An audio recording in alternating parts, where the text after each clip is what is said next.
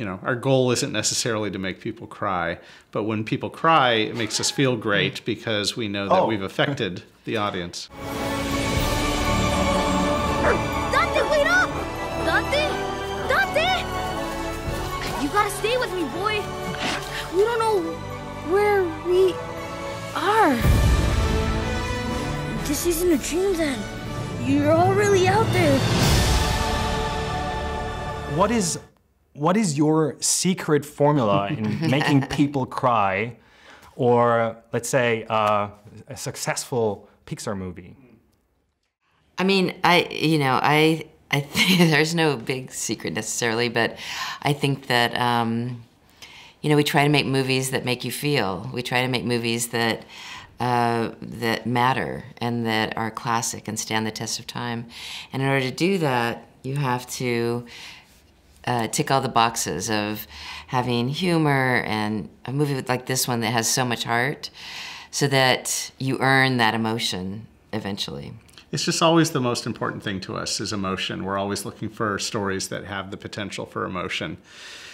Because we know we can make visually dazzling movies and we're pretty good at making funny movies, but if you have a movie that looks great and is funny, that's fine, but it doesn't stick with you after you leave, But we want a movie that you think about afterwards and that, yeah, as Darla said, makes you really feel something.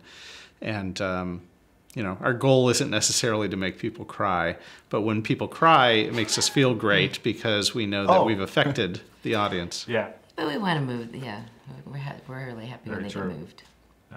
It's the first movie, Pixar movie, Disney movie, animated movie in general, covering Mexican culture, Mexican family values, tradition. How did you come up with the Day of the Dead? Well, I wish I had come up with the Day of the Dead, but the Day of the Dead is actually this, it's this important Mexican tradition that's been around for thousands of years.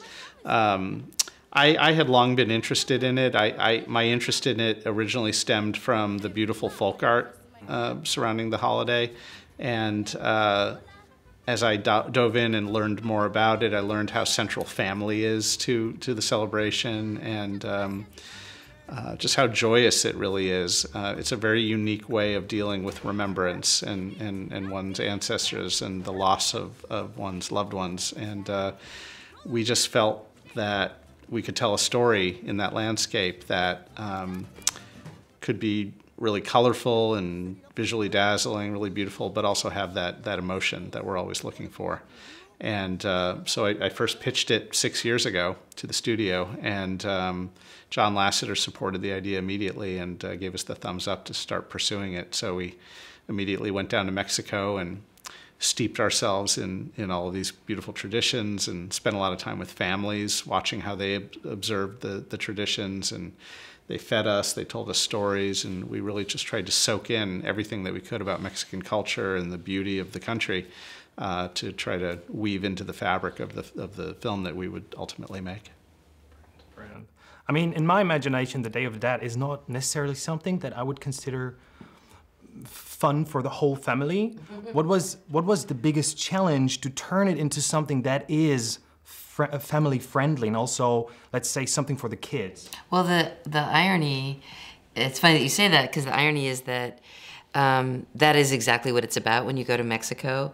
It is about the entire community coming together, and it's this incredibly beautiful celebration where there's music and food, including little kids. And all the little kids, everybody's together, and it's so exciting to be there. So it's exactly fun for the whole family. Well, because there, in other cultures around the world, there are different kind of preconceptions about death and remembrance, and different cultures handle that differently, which is fine.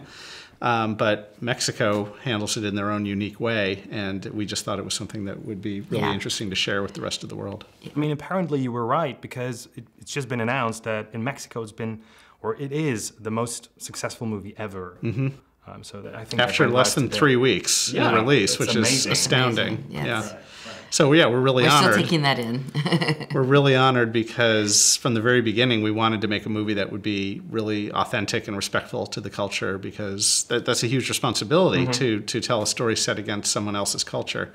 And we didn't want to feel like we didn't want the film to feel like it was made by outsiders and in a kind of a disrespectful way in any way with cliches and stereotypes. So we really did our homework between all of our trips down to Mexico and surrounding ourselves with cultural advisors and making sure that there were a lot of Mexican and Mexican Americans, Latino people on our crew helping us to make the movie. It was all in an effort to tell a story that that was really authentic. So the fact that it's doing so well in Mexico makes us feel fantastic that the film's being embraced the way it is. It's so good. Congratulations. Thank you. Apparently, now that Coco is out, I have to ask that question because I'm personally interested. What can you tell me, and please don't say nothing, about where you are with Toy Story 4? Nothing. What can we tell you? It's being made. There are a lot of great people working on it. A lot of great people working on it. Yeah. But I can't tell you anything more I can about tell you it. something. Tom Hanks is in it. Thank you very much. Thank you very much for having me.